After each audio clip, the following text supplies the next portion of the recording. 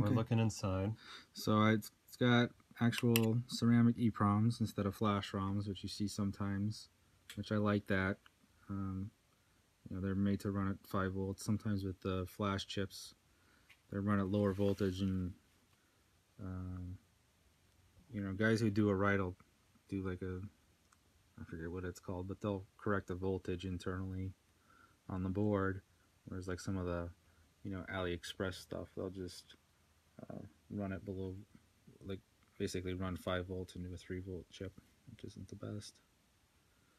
And but, so what'd you say this is? So this is that's the mapper that has been it's like probably an FPGA. I don't know off the top of my head, but it looks like it's, I think they, you know, somebody wrote instructions to clone the standard Nintendo MMC3, and then you program that chip to, so it basically acts as the same as an MMC3 mapper chip did, an original mapper chip would.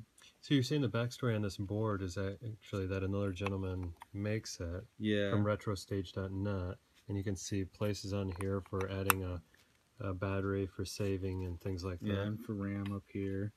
So he, that guy sells, you know, you can buy blank boards from him in a handful of different configurations. MMC3 is a popular one for that. So it's good quality. I mean, it looks nice and clean.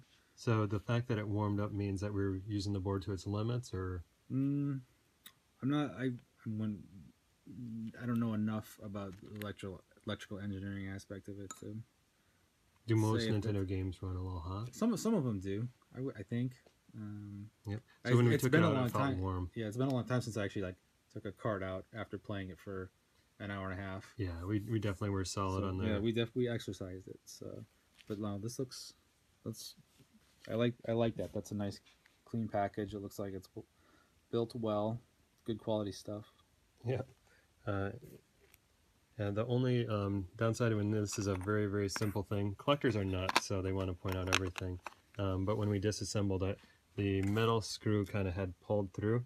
So the screws that are used to fasten the back of the shell to the front of the shell, the center one had just stayed as I was lifting off the back of the case. I didn't use a lot of force or anything, so it must have maybe just oversnugged itself and worked its way kind of inward. Yeah. As Lincoln said, mushroomed out or pushed out the plastic. But that's no big deal. It's interesting to compare the screw size. So we're looking at Sky Shark, so you can see there's actually like a flange on the outside of a little screw for traditional Nintendo ones used versus the little Phillips ones they use. So width-wise, maybe they could just go for one size wider. Obviously, a good bite and just a little bit larger head on that thing might be the only improvement as far as construction. But otherwise, the shell is really nice quality. It's you know, it feels good to hold. It's got a great texture on it. It's well defined. It's not, you know, it doesn't have like a melty bootleg kind of feel to it. Sure. I think so the guy who makes the boards also had the shells made, and I think I actually bought some from him. Like I bought those clear shells. I think I showed you. I think that's from the same guy. So. Yeah. It actually feels great. It's not like a smooth pirate shell or something like that. Yeah. So the weight and quality and everything feels pretty similar.